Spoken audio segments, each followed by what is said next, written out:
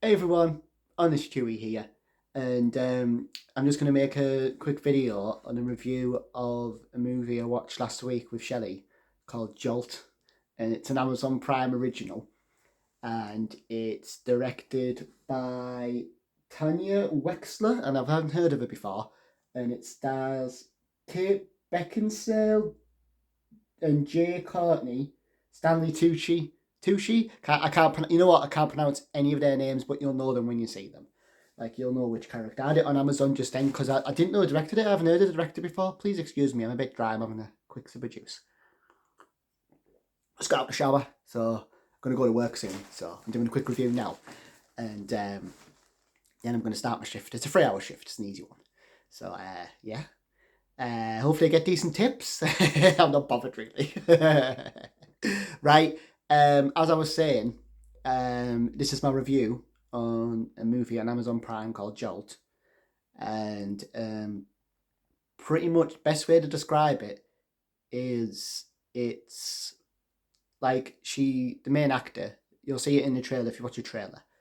Um, she has an anger problem, but it's not like it doesn't really explain it much what it is because this is the bit I'm going to get into with the movie, which is the bits I'm not keen on, and I'll get into the main thing I think's wrong with the movie, and what's obviously I'll go over the basics first, please. Pretty much like I say, anger problem. It's played as like a bit of like a disease that she can't control it. It just overcomes her like a superpower, but not a superpower. Um, but it's like one of them things where she is like a superpower because she does things. She can like break people's fingers and withstand a lot more. And she's dead quick and dead good with it. So this is one thing the movie has going for it. The action scenes are really good. That's like the few action scenes that's in the movie, like the three action scenes altogether. Um, and it's 90 minutes, and I felt it. I was enjoying it to start with because it's about shows you with her going to a therapist slash doctor who is helping her control. She has this bodysuit on, and every time she gets mad, like feels it coming over, it shows us a kid, and she gets kicked out of school. Obviously, she's a teacher and stuff like that. So it's stuff started off quite well. The premise of the movie, brilliant. A woman too angry, so she invents a vest. She pushes a button and it zaps her, and it calms it down. It doesn't quite explain it, but I feel it can get away with not explaining it. Um, and then obviously it's cheesy, but the doctor goes, "Oh, you'll if you meet someone you fall in love with, surely they'll calm you down more than some vest." Something along the lines of that. Which I was kind of like, what, like, okay. I mean, I guess didn't really show her being rejected by her family, so I don't know where love come from. You know what I mean? Like, it didn't show at the beginning she was rejected. It just showed she was angry. Um, she wasn't getting Trek wrong as far as I was aware with the movie, so that came out the blue, and the doctor said that, which does at the end tie in a bit. I'll go over it anyway. I'll go over the whole movie. Pretty much from there, she goes on a date with this guy. She sees him, and then she walks out, and she's like, "I'm not the best woman to date because obvious reasons." And his first response is like perfect response. For instance, he's like, "Well, I'm not the perfect guy to date. I don't like people either. They anger me to do this, to do that." Anyway, the waiter comes over, and she is horrible. She's horrible to them.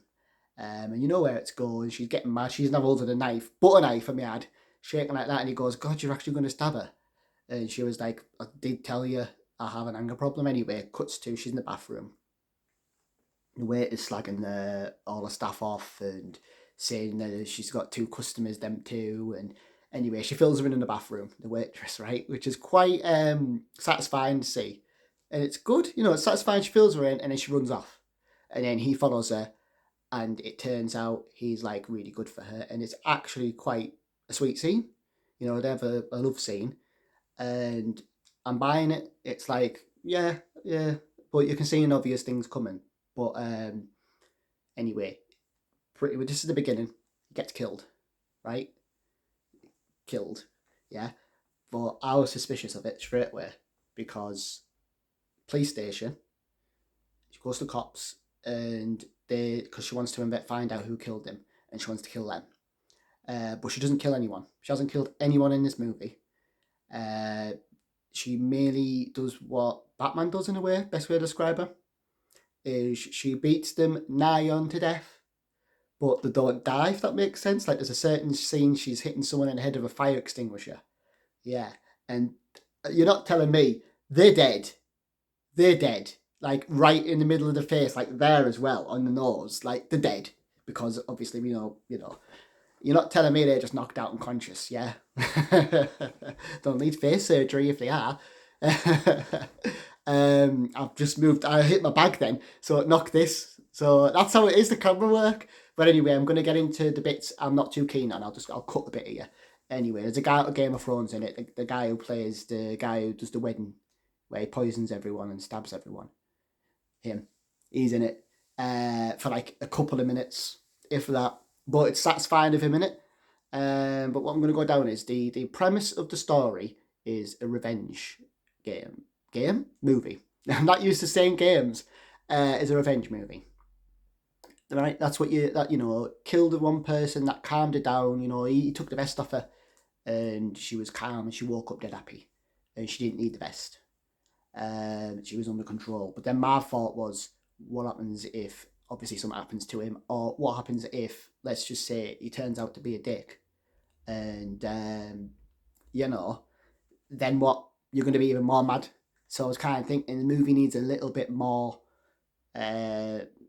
make her a bit more smarter, if that makes sense. Because of it's stuff that you think she'd already be pre-thinking of or would have already tried. I mean, she's in her 30s. I'd say young 30s. She's obviously tried all that. Hang on. My apologies about that. That was my mum interrupting the video. Panicking. That was supposed to be at work, but it's 5:30. So I'm going to get onto the bit where I think the movie falls and where I think it's got 3 stars. And I was watching it start with, and I looked at Shell, and even Shell was like, "Don't see how it's got 3 stars. It's quite good." And it goes, really well until it's about 30 minutes into it, an hour into it, maybe an hour into it, and you realise nothing's happened. Nothing's really happened. She hasn't gotten any closer to the guy who's behind the murder. She hasn't really done much apart from get angry a few times and zap herself calm. So, and some scenes play out in her head. So, like, all of a sudden, she'll shoot someone, and you'd be like, wow, that kicked off quick. And then it zaps, and it's like, she zaps herself, and then you're like, oh, it was in her head. And it's cool to start with, but it gets old, and it gets used and used and used. And you're just like, I'd rather have done that to add something to the movie because it was a bit boring in other words. To be honest with you, the premise of it is fantastic. I'd even say the ending for you, so I'll say the ending. Because I'm guessing this much in the video. I'll say it's a spoiler, but it's not. It's obvious. I called it mile off. Cops don't let see the body to start with. So I'm like, there's a burial, there's like a funeral and everything. But I'm like, you can get a double. And I looked at Sean and I said, he's not dead him. I said, he's behind this. And the whole twist of the movie is he's not dead. He wanted to make her angry to see what she was capable of, so he could use it in some organisation that's above him, that sent him in. Therapist is behind it, and it just didn't. I wasn't buying any of it. I was just like, what if they wanted to use it? Wouldn't the therapist have just said to her, why don't you try doing this with your life and just tell her about the organisation, because she was bored anyway and she had anger problems, and if it's somewhere you can point and use it. I didn't get the whole fake, and it made no sense. And the guy who's the villain out of Game of Thrones, right? You think there's going to be this? This is what I'm going to get into, is the writing. The writing's terrible, really bad, because it's so much potential of action scenes. Like, you watch the trailer, you think you're in the mood for an action movie. It's going to be like really good action, sort of bit like that. What's it called? The blonde, Atomic Blonde, bit like that. That's the vibes I was getting. Apparently, that's a little bit similar, a bit slow, but the action scenes in that is paid off. Here, they lasted a couple of minutes, and then it was back to zap, zap, zap, and then it was like it picked and chose when the zap would calm her down, and she's on the floor, rolled up, hurt from the zapping, to it doesn't do nothing to her. Like the ending, he has it on, this doctor is on his side. The guy who faked his death, his side. He knows how to calm her down with electrocution vest, right? And there's two things at the last scene that annoyed me. I looked at Shell and I went, "It's the writing of the movie." I couldn't put my finger on what it was, and it's the writing. This is like, for instance, I'm going to end the video here because I'm going to have to set off soon. But what happens is he zaps her even with it, and she has the vest on, and she falls down, and she can't really move, and he's holding it and zapping it and zapping it, zapping it, zapping it, right? And all of a sudden, she just gets up, like immune to it. You're not telling me he'd have something else on him, another, taser or anything, and he has a gun, like, just shoot her, but makes no sense to me. And also, there was no final fight. There were the people you wanted her to beat up was in the red, didn't happen. And you see the boss, the guy at the end who messed around with her. She thought she had a perfect life. She just throws C4 and blows him up. That's it. And the C4 is their C4. And there's a bit where she blows her apartment up to fake a death, but she didn't even have to do that because she goes back to her apartment in the end anyway, and it's all rubble. But she didn't have to fake a death. She knew where they were, and she went directly back to where they were, and they didn't want her dead, and she knew that. So it's like plot holes in writing that was just terrible, really bad. So I was like, I can see why, because the ending's terrible. Oh god, that woman comes out of nowhere, and I'm just like, what's this got to do with the movie? Like, just know what your movie is. So yeah, the director, no offense to her, but she's just terrible, really bad at writing. Shame, because the movie had premise, that's why it's more annoying. But it was good though, worth a bit of a watch. But I wouldn't get invested in it. It's anyway. On Stewie going out here. I'm gonna set off to work. Oh, excuse me. That's this, right? I've got some more drink, and I will see you in the next one. Bye, chin chin.